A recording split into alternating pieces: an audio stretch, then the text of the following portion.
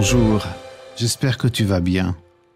La Bible nous conduit aujourd'hui dans l'Évangile de Matthieu, au chapitre 5 et au verset 14, pour nous dire ceci. Vous êtes la lumière du monde. Une ville au sommet d'une colline n'échappe pas au regard. Ce texte rentre dans le contexte du témoignage de Christ que nous portons en nous. La lumière dont parle ce verset n'est pas le brio de l'homme, mais Christ, la lumière du monde. Cette lumière est en toi et elle brille devant les hommes. La seule chose qui peut la cacher, c'est toi-même.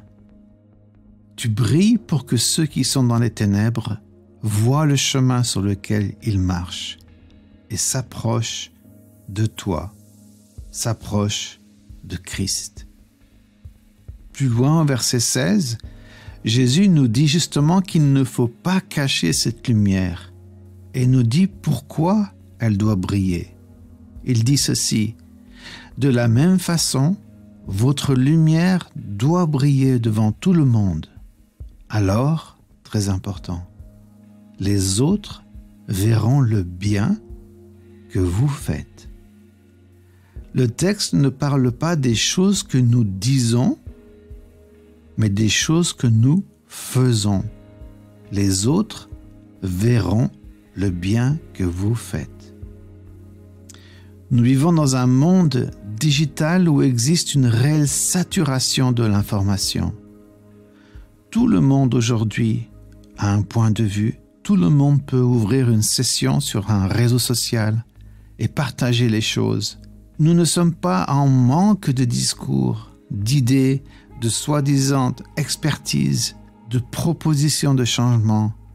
Mais en réalité, ce qui compte vraiment, ce qui parle plus fort que les discours, c'est la façon dont tu vis ta vie, la façon dont tu traites les autres, ta compassion, ce que tu fais dans l'ombre. Ça, tout le monde le remarque. Et là, tu es vraiment cette ville lumineuse au sommet des montagnes de difficultés que les hommes essayent de gravir. Tes actes parlent de Christ, de son amour et de son pardon et de l'espérance de la cité céleste à venir. Ce que tu vis parle plus fort que ce que tu dis. Souviens-toi des 3 amis de Daniel qui furent jetés dans la fournaise.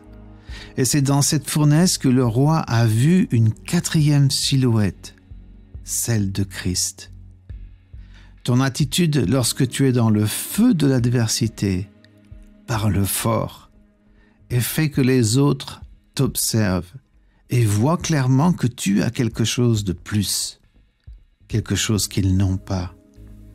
Tu vis l'adversité différemment. Tu as Christ en toi, la lumière du monde.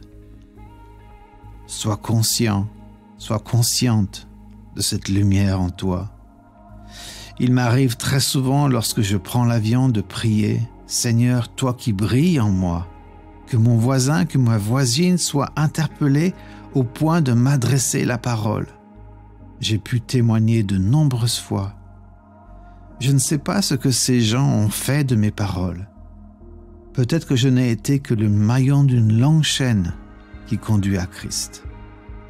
Mais cette lumière qui brille en toi attire le regard, interroge et est comme un phare pour ceux qui cherchent, ceux qui sont perdus.